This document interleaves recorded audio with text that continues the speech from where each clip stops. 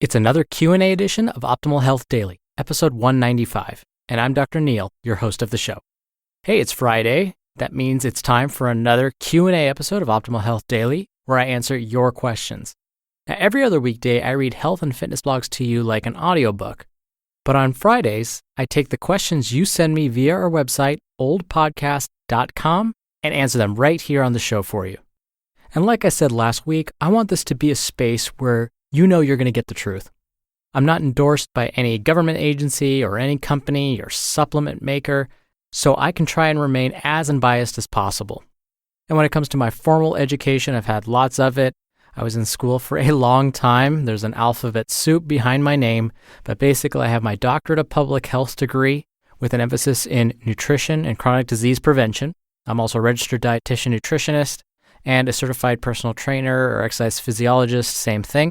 I'm also chair of the Department of Nutrition and Basic Sciences at Bastyr University in California. Now, if you want to send in your own question, just listen through to the end of the show, and I'll let you know how.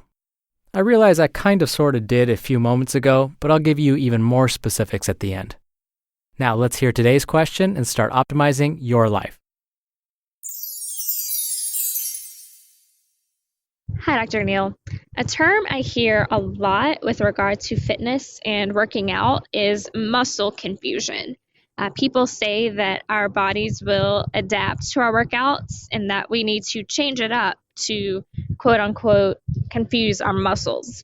And I'm wondering if this idea is actually valid, and if so, how often should we be changing our workouts? Thanks. Thank you for your question, longtime listener Nikki.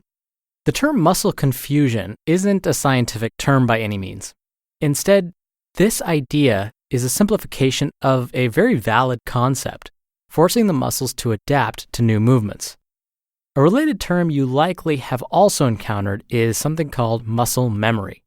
Again, this is a simplified version of a real phenomenon. So yes, our muscles can get used to doing the same thing over and over again, and it's a good idea to change your workouts to force your muscles to adapt. In fact, this is something I discussed earlier this week when reading from parts 1 and 2 of Leo Bauta's posts. Those were episodes 193 and 194. Changing your workouts, and therefore, quote, confusing your muscles, has a number of advantages. The first being it may help prevent injury. When we repeat the same movement over and over, day after day, we can actually increase our risk for injury. Think carpal tunnel syndrome for those of you that sit at a keyboard all day long. In my previous job, I would encounter folks who had shoulder problems or knee problems because they were doing the same movements on the job day in and day out. Now, there are a number of reasons why this may happen. For example, because we're so used to performing this same movement over and over again, we aren't being mindful, and instead our attention is elsewhere. As a result, we may get sloppy in our form, which can lead to injury. Also, repeating the same movement may fatigue those muscles, and if we continue performing the same movement after the muscles are fatigued, that too may lead to injury. Now, if we think about our overall fitness and even the shape and size of our muscles, muscle confusion can be beneficial here too. Let me stop for a moment and clarify something. When I say muscle confusion, it doesn't mean you have to quit lifting weights and start doing Pilates instead. It can be as simple as, when lifting weights, perform the same move but use a heavier weight with fewer reps. Or use a lighter weight and try for more reps. Or try a different lift altogether, but one that uses the same groups of muscles. Or change the amount of rest time. These are all ways to confuse your muscles. There's a mnemonic device that certified trainers have to learn. It's called the FIT principle, F-I-T-T. This principle is all about muscle confusion. Now stick with me here. The F in the FIT principle stands for frequency. This means that if you want to confuse your muscles, change the frequency of your workouts. So if you normally lift weights twice a week, add one more day. Or only go once a week. Changing the frequency doesn't mean you have to increase how often you work out. The I in FIT stands for intensity. If changing the frequency doesn't feel right to you, then change the intensity of your workouts instead. Again, you could do this by having a longer or shorter rest period between lifts. For cardio, instead of jogging a 5K, just try and run 1 mile as fast as you can. You get the idea. Moving on. The first T in FIT stands for time. Instead of jogging for 30 minutes each time, jog for 35 minutes.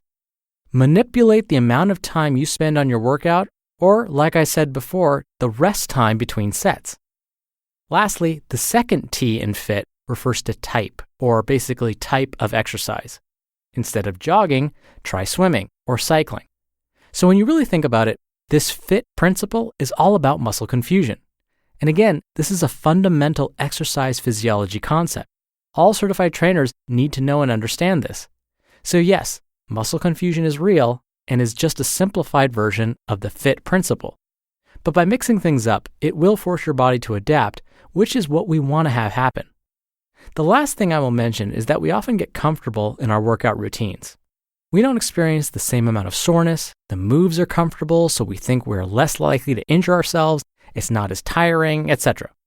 But this is where we end up hitting those plateaus. You go to the gym day after day, performing the same types of workouts and expect your fitness to continuously improve and your muscles to get bigger and bigger. Well, in reality, this doesn't happen. When you perform the same exercises over and over, you will hit a plateau. So incorporating this idea of muscle confusion, or really the FIT principle, you can break through some of those plateaus. It'll work whether you're trying to lift heavier weights or trying to run a marathon. The bottom line is, to reach these goals, you have to mix things up. Thank you again for the question, longtime listener Nikki. You'll be entered into a very small raffle every month to win a book. And if you want to be a part of that, send me a question. Come by oldpodcast.com. There's a red bar along the side of the page that you can click on and record right from your computer's microphone. It's really easy, and you can even play back your message and do retakes before sending it in. Or you can use the old-fashioned way and call in. The number is 61 I love OHD. Either way works. And if you haven't heard your question answered on the show yet, stay tuned. I will get around to it. I promise. That's another week of Optimal Health Daily in the books. Thank you so much for listening every day and all the way through. I hope you have a wonderful weekend. I'll see you on Monday where your optimal life awaits. Hello, Life Optimizer. This is Justin Malik, creator and producer of this show and Optimal Living Daily, the brother podcast of this one. Literally, I'm Dr. Neil's brother. If you like the format of this show, you'll love Optimal Living Daily too, where I also read to you from blogs, but cover other topics like personal development, finance, and minimalism from bloggers like Derek Sivers, The Minimalists, Zen Habits, and many more. So for more amazing content read to you for free, come subscribe to Optimal Living Daily too, and together we'll optimize your life. You've been listening to Optimal Health Daily.